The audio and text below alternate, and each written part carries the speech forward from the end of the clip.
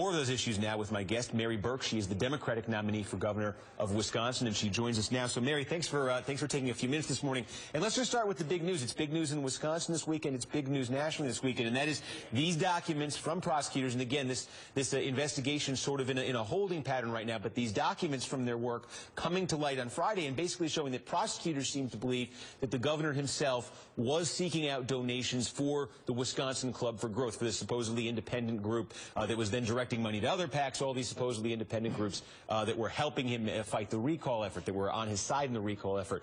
Again, the prosecutors saying that when this investigation was shut down, they were not looking into the governor himself. These documents suggest maybe they're looking at his campaign manager. I guess my question to you is, when you look at all this, do you think that Governor Walker committed a crime here? Well, Steve, it's great to be with you. And if this wasn't illegal, frankly, it should be.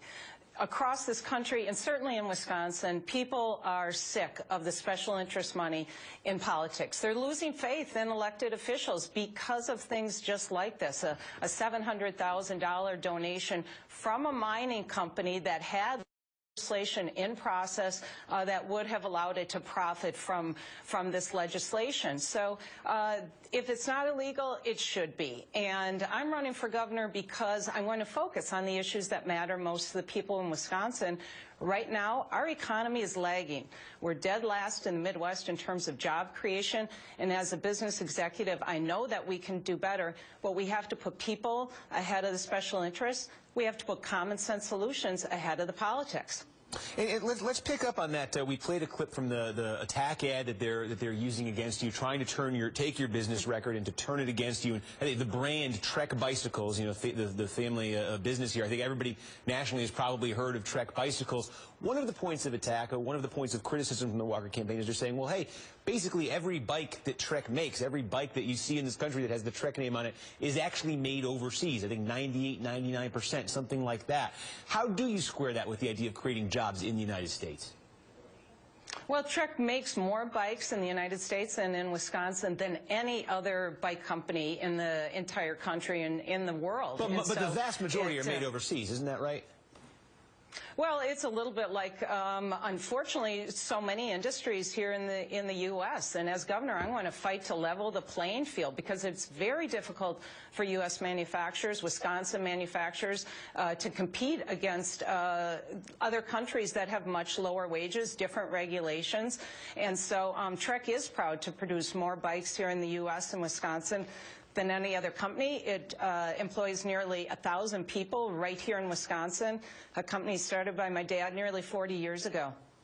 So we talk about Wisconsin nationally, I think. Everybody, obviously, we show the scenes there from 2011. Everybody remembers the protests. Everybody remembers the recall. And everybody remembers that the big issue in Wisconsin politics, and the big reason everybody was talking about we had to do with the power of collective bargaining for public employee unions, and also with this was called Act 10. This was the law that Scott Walker put through in his first year as governor that sparked all these protests.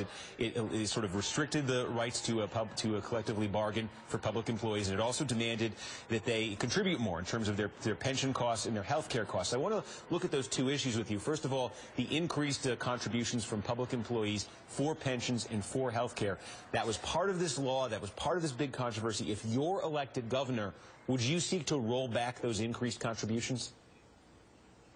No, I've been very clear from the start. I think it was only fair to ask for contributions to health care and to pensions, but I also endorse the right to collectively bargain. I don't think that that stands in the way of making sure that we have effective, efficient, and accountable government. And I know from being at Trek that an organization is only as good as its people, and I want to make sure that in the public sector, in our schools, in our police departments, our fire departments, we're able to attract and keep good people. They need to be able to be paid fair wages, but we also need to make sure people are accountable, and that we're accountable not only to the taxpayers, but the citizens of Wisconsin.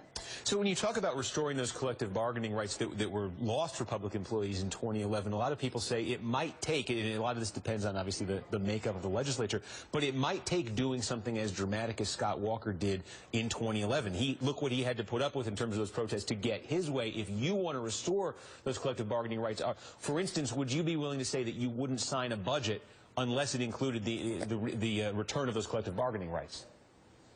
No, I'm not going to say that. I need to work with the Republican legislature at this point, but the way I have done business my entire life is to find common ground, to make sure that we are moving forward, that we get the best ideas on the table. Frankly, I don't care if they're Democratic or Republican ideas. Let's go with the ones that are going to work, and then let's bring people together to do that work. And I'm going to find common ground with the Republicans and make sure we are focused on the issues that matter to working families here in Wisconsin, and that's jobs. And our economy is lagging. Under Scott Walker, we are dead last in the Midwest for job creation. We need someone who actually knows how to create jobs. I started my own business when I was in my 20s. We're 46th in the country in terms of new businesses started. I'm going to make sure that Wisconsin's economy is a leader instead of a lagger. Was it a mistake for Democrats to try to recall Walker in 2012? Well, I think it's only part of the democratic process that people in a state are able to put that to the voters again if there are issues and if they get enough of that support to do that. And people did get enough signatures to bring those issues and to put Governor Walker back to the position where he needed to justify his position as governor. All right, Mary Burke, the Democratic nominee for governor of Wisconsin. It is a toss-up race right now. Thank you very much for taking a few minutes and joining us this morning. Good luck on the campaign trail this fall.